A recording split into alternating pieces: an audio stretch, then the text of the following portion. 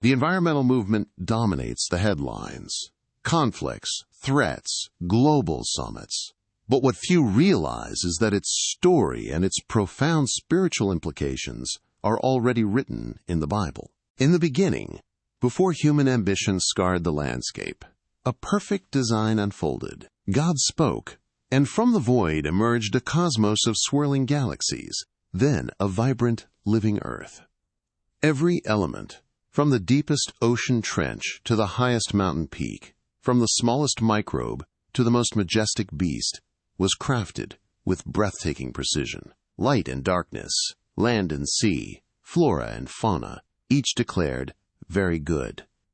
It was a symphony of interconnectedness, a pristine ecosystem pulsating with divine intentionality, a testament to an orderly, benevolent creator. This original creation knew no imbalance, no decay, only perfect harmony. Yet, amidst this flawless tapestry, a unique charge was given. Humanity, created in God's image, was placed in the Garden of Eden, not as passive observers, but as active participants. The divine mandate was clear, as recorded in Genesis chapter 2, verse 15. The Lord God took the man and put him in the Garden of Eden to work it and keep it. This was no call to exploitation, but to responsible governance.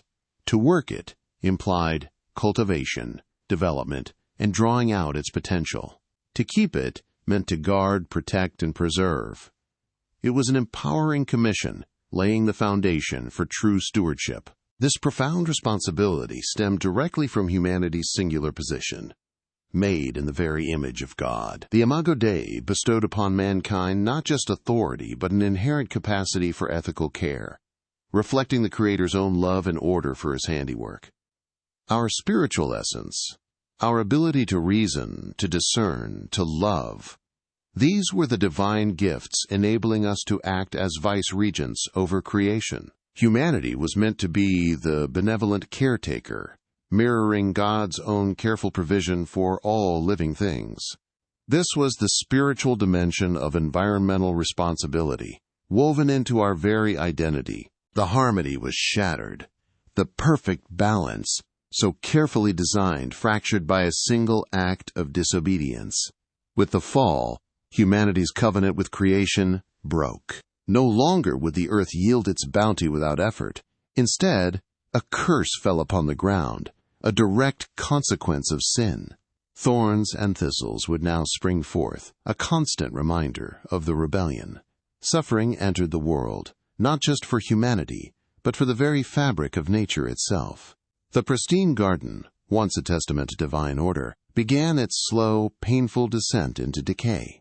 Every broken branch, every struggle for survival echoed the profound loss of paradise. Cast from Eden, humanity faced a harsh new reality.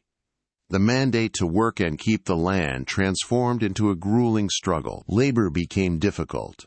The soil resisted, demanding sweat and toil for meager yields. This was not the gentle cultivation of paradise, but an arduous battle against an earth now scarred and defiant. Generation after generation, the cycle of human sin would echo in the land's degradation.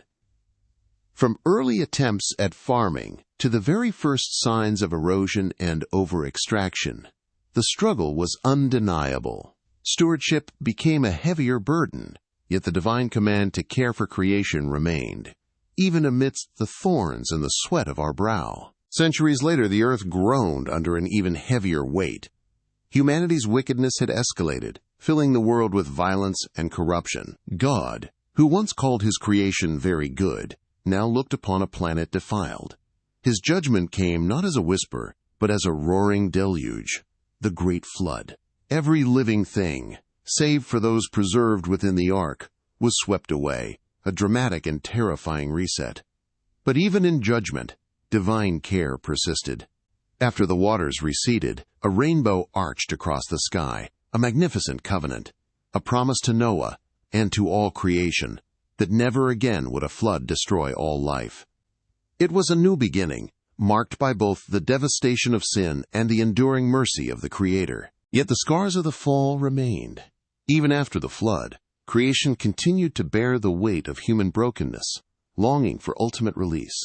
The Apostle Paul in Romans reveals a profound truth. For the creation waits in eager expectation for the children of God to be revealed. For the creation was subjected to frustration, not by its own choice, but by the will of the one who subjected it, in hope that the creation itself will be liberated from its bondage to decay and brought into the freedom and glory of the children of God. We know that the whole creation has been groaning as in the pains of childbirth right up to the present time. Creation itself yearns, awaiting its final redemption, intertwined with humanity's destiny. Even in this fallen world, God did not abandon his call to stewardship. Within the Mosaic Law, ancient Israel received practical, divinely inspired precepts for caring for the land. Laws mandated fallow years, a Sabbath for the soil, allowing it to rest and rejuvenate. Gleaning laws ensured the poor had access to food, preventing waste. Even animal welfare was addressed, reflecting a holistic respect for all life. Moreover, the concept of land defilement underscored the spiritual connection between human sin and the health of the earth. These were not mere agricultural rules. They were profound, ethical blueprints for sustainable living, long before modern environmentalism even conceived the term. The environmental movement dominates the headlines. But what few realize is that its story and its spiritual implications are already written in the Bible. We've explored the divine mandate for stewardship, but what happened when humanity strayed? As humanity chased progress, what unseen cost did creation pay? The Industrial Revolution unveiled a new era of environmental challenge.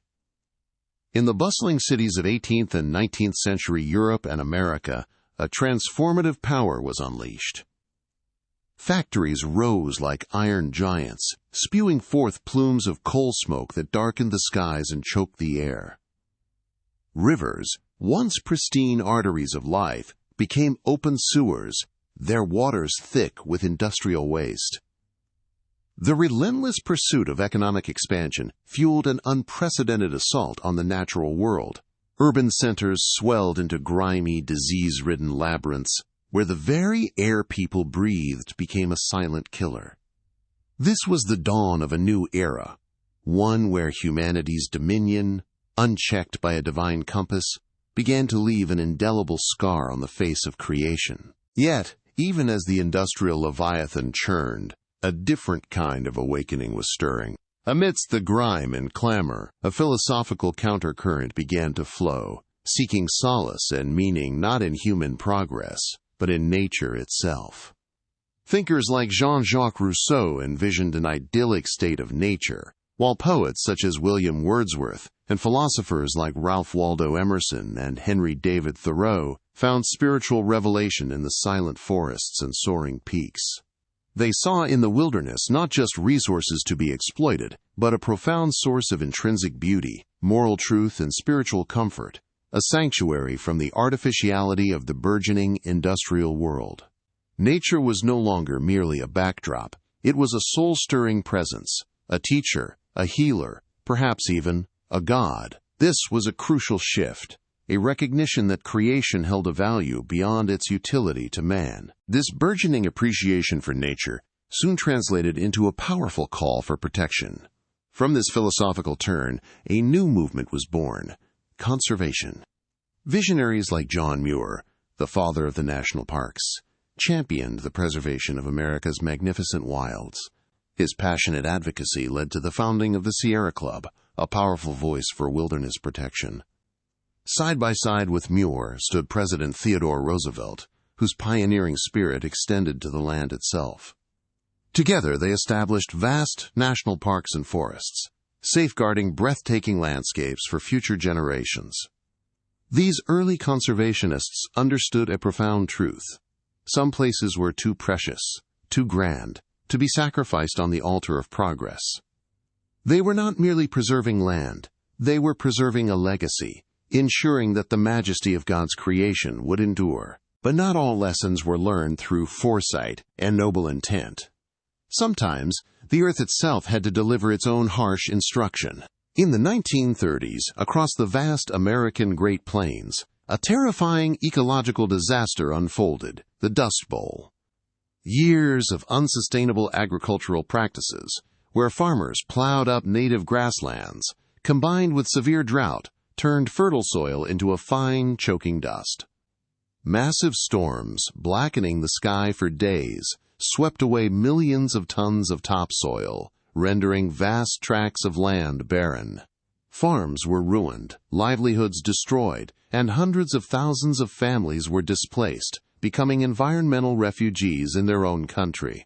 The Dust Bowl was a stark, brutal reminder. Humanity's mismanagement of the land had devastating, immediate consequences, triggering not just ecological collapse, but profound human suffering. The mid-20th century, a period of unprecedented post-war prosperity, brought with it a new, insidious wave of environmental threats. The scientific and technological boom that followed World War II promised a golden age of convenience and abundance. Yet, beneath the veneer of progress, unseen poisons were seeping into the very fabric of life. Synthetic chemicals, herbicides, and powerful pesticides like DDT were hailed as miracles, silently accumulating in the soil, water, and eventually the food chain.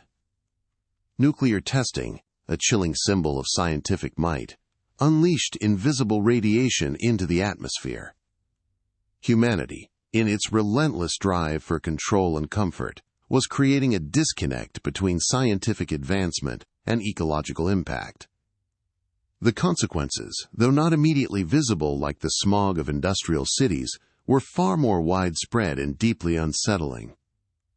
A new threat was emerging, one that would demand a profound reckoning. One book, one voice, shattered the silence and awakened a generation to the unseen poisons threatening life itself. For decades, the invisible had been dismissed, the scientific warnings drowned out by the roar of progress. But in 1962, Rachel Carson's Silent Spring broke through the complacency like a clarion call. It unveiled a terrifying truth. The very chemicals designed to bring agricultural bounty, particularly DDT, were silently poisoning the food chain, decimating bird populations, and threatening human health. The meticulously researched pages resonated with alarming clarity, igniting a public outcry that could no longer be ignored. This was not mere philosophy. It was a revelation of immediate, devastating consequence, and it marked the true genesis of modern environmentalism. The seeds sown by Carson's courage blossomed into a nationwide phenomenon. On April 22, 1970, 20 million Americans from all walks of life took to the streets, parks, and campuses for the first Earth Day. It was a massive, unified awakening, a powerful declaration that the Earth's health was paramount. Students, activists, and concerned citizens marched, rallied, and cleaned up polluted landscapes. This wasn't a fleeting protest. It was a foundational moment. From this groundswell of public emotion, environmental organizations like the EPA were born, and crucial legislative acts, such as the Clean Air Act and the Clean Water Act, began their journey into law. A collective consciousness had emerged, transforming local concerns into a national imperative. Yet, even as the movement gained momentum, a chilling question emerged from the world of academia. Could unchecked growth continue indefinitely? In 1972, the Club of Rome, an international think tank, released The Limits to Growth, a groundbreaking report that used sophisticated computer models to simulate the long-term consequences of exponential economic and population growth on a finite planet. The findings were stark, a stark warning against an unsustainable future. It predicted a potential collapse of industrial society if current trends in resource depletion, pollution, and population increase were not fundamentally altered. This was not emotional rhetoric. It was a cold, hard scientific projection, challenging the very bedrock of modern industrial paradigms. The localized concern rapidly transcended borders, forcing environmental issues onto the global diplomatic stage. The United Nations Conference on the Human Environment in Stockholm in 1972 was the first major international meeting to address these planetary challenges, fostering a new era of environmental governance. Years later, the Brundtland Commission coined the term sustainable development, attempting to balance economic growth with ecological preservation, meeting the needs of the present without compromising the ability of future generations to meet their own needs. Yet, as nations gathered, a familiar tension arose.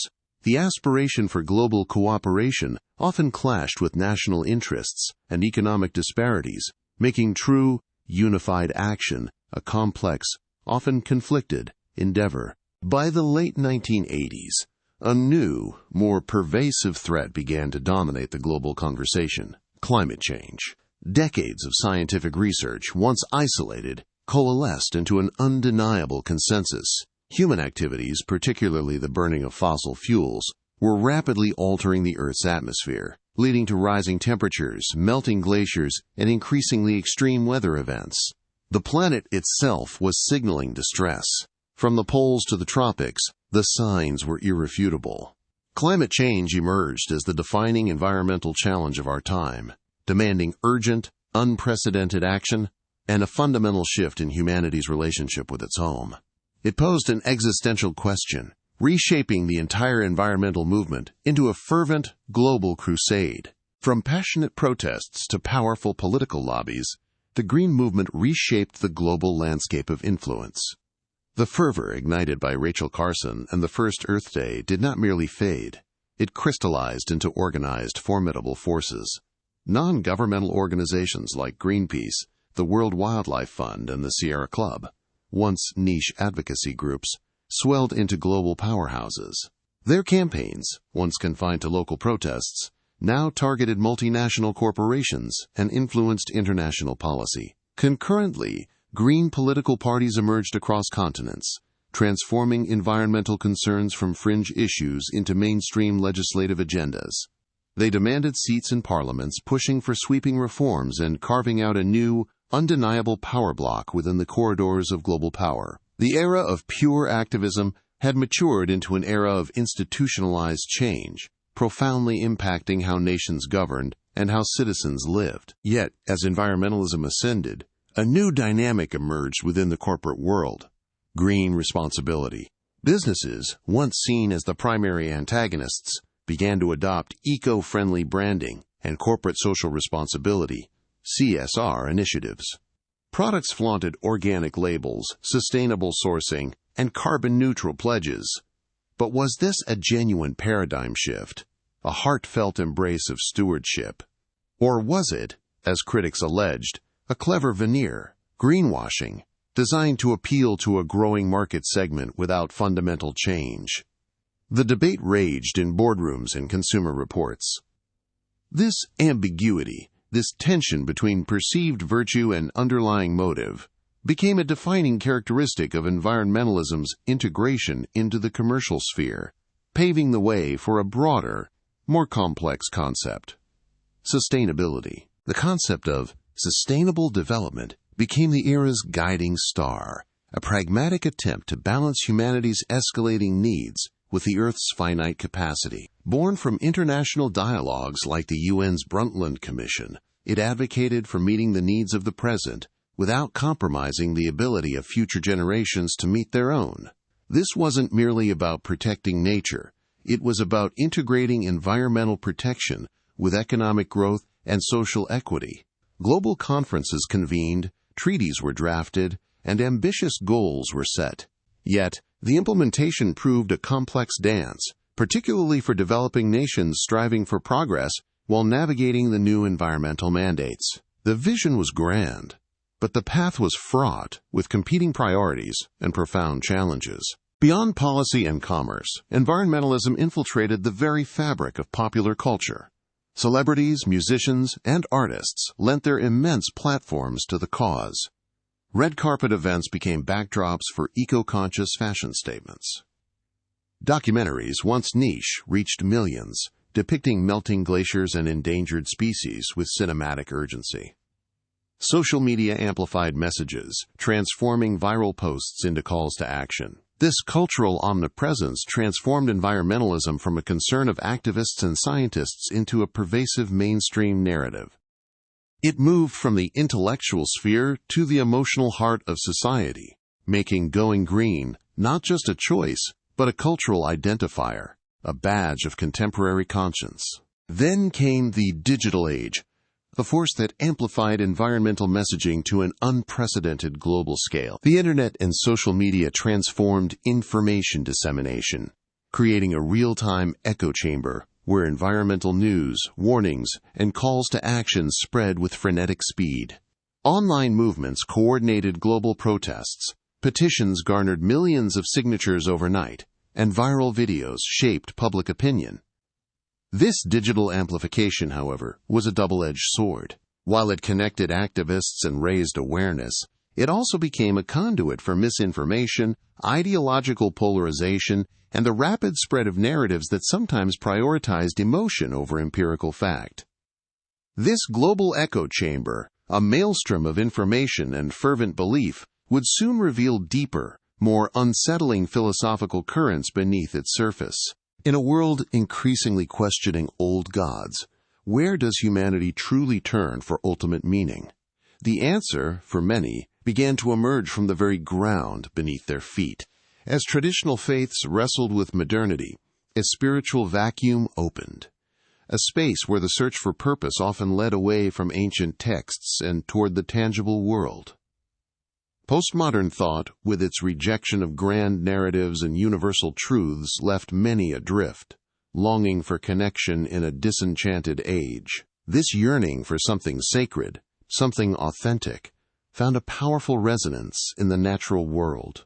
It was here, in the forests, mountains, and oceans, that a new spiritual paradigm began to take root, subtly at first, then with undeniable force. From this fertile ground of spiritual searching arose philosophies like deep ecology, challenging the very core of humanity's perceived place in creation.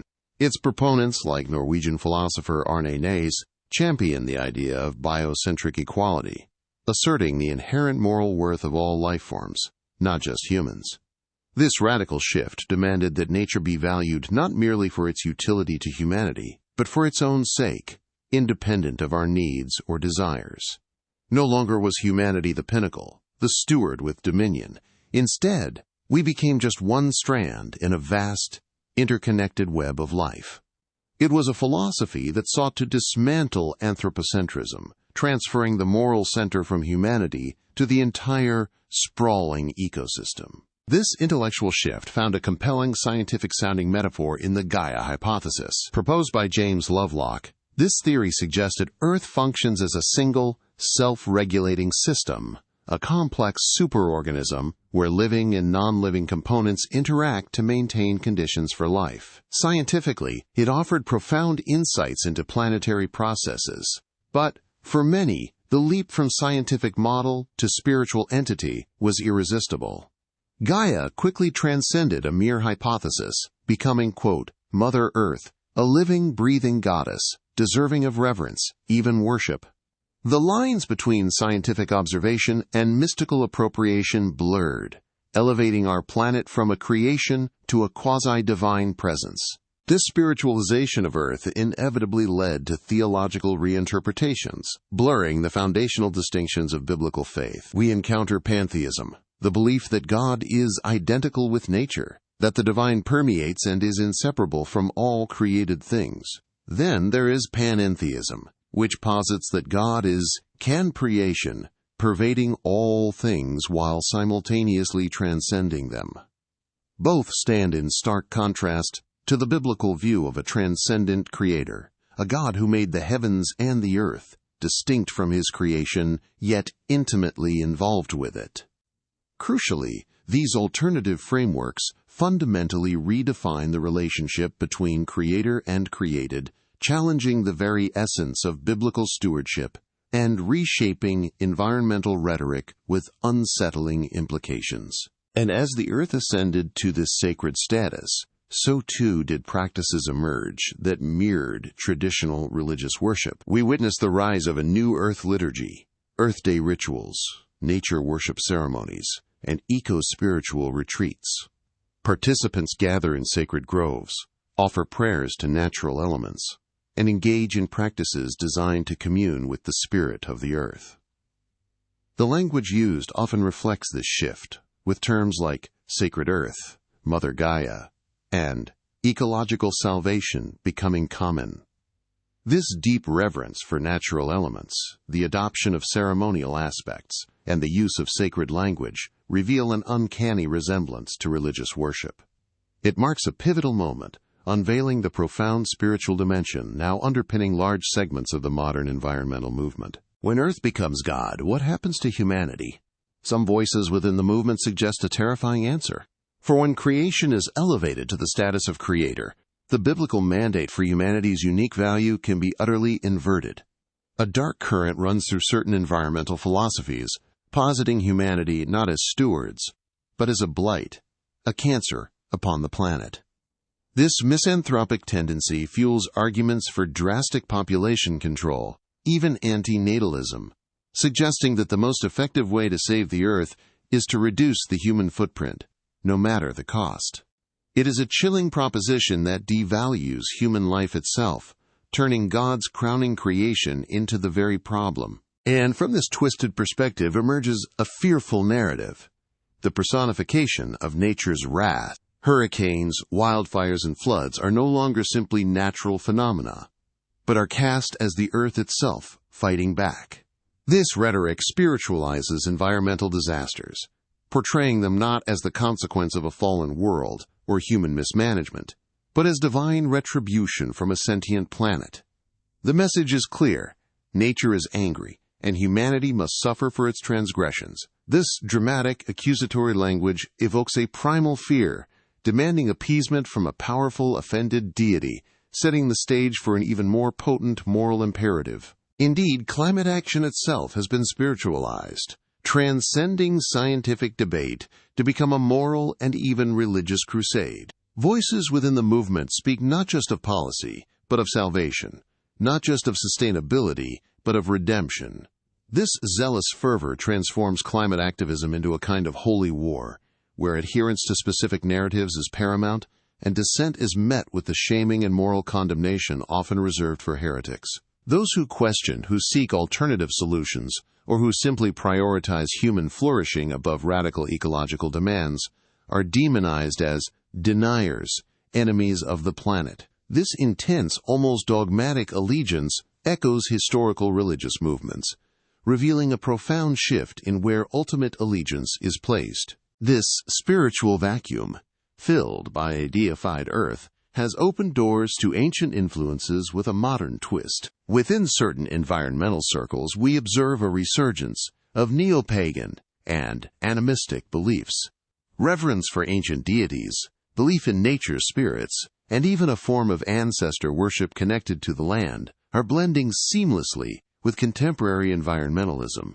Indigenous spiritualities are integrated, not as cultural practices, but as pathways to a deeper, mystical connection with the earth.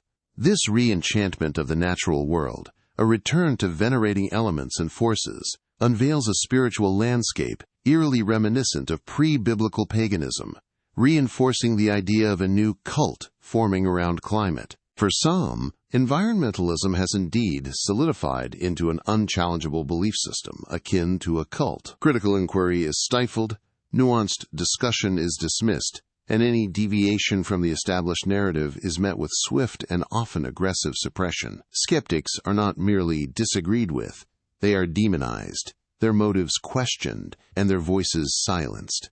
This unquestioning adherence to specific climate narratives, often presented as infallible truth, demands absolute loyalty. It is a dangerous path, for any system that suppresses open inquiry and demands blind faith, regardless of its stated noble intentions, veers perilously close to idolatry, setting humanity on a collision course with the Creator's true design. When reverence for creation becomes worship, we distort the very nature of God. The Bible has a name for this: idolatry. For centuries, humanity has struggled with the temptation to venerate the created rather than the Creator. The Apostle Paul, in Romans chapter 1, warned that those who suppress the truth exchanged the glory of the immortal God for images resembling mortal man and birds and animals and creeping things, and they worshipped and served the creature rather than the Creator. This isn't just about ancient stone idols. It's about misplacing ultimate allegiance. When the beauty of a mountain, the power of a storm, or the intricate balance of an ecosystem is elevated to a divine status, we commit the same spiritual error. We seek purpose, comfort, or even salvation from finite things, leaving us spiritually empty, adrift from the infinite God who made them all. But the price of idolatry is not just spiritual emptiness. It manifests in devastatingly real-world consequences. When creation itself becomes the ultimate deity, humanity often becomes secondary. This twisted perspective gives rise to policies that can severely harm human flourishing, especially among the world's most vulnerable. We see it in arguments for limiting population growth in the developing world, or in restrictions on energy access that keep entire communities in poverty, all in the name of saving the planet. How can a movement that claims to protect life simultaneously devalue human life, particularly those struggling for basic necessities? This raises a profound ethical dilemma. When does a passion for nature cross the line into a dangerous disregard for people? Furthermore, this reorientation of worship fundamentally undermines humanity's God-given mandate, responsible dominion. From the very beginning, God placed humanity not as a burden upon creation, but as its vice-regent, tasked with tending and keeping the earth. But if the earth is God or contains the divine essence, then humanity's role shifts dramatically.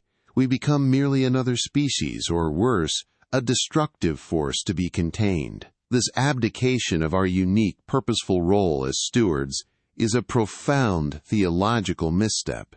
It strips us of our divine purpose and replaces it with a sense of guilt or powerlessness, ultimately disempowering us from truly caring for creation as God intended. At its core, earth worship, like all forms of idolatry, is a manifestation of spiritual blindness.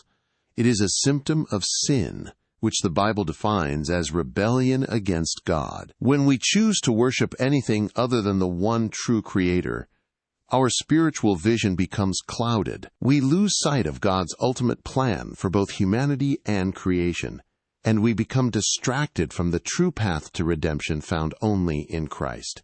This spiritual misdirection diverts attention from the eternal fate of human souls and the promise of a renewed heaven and earth, focusing instead on a temporal salvation through human effort alone.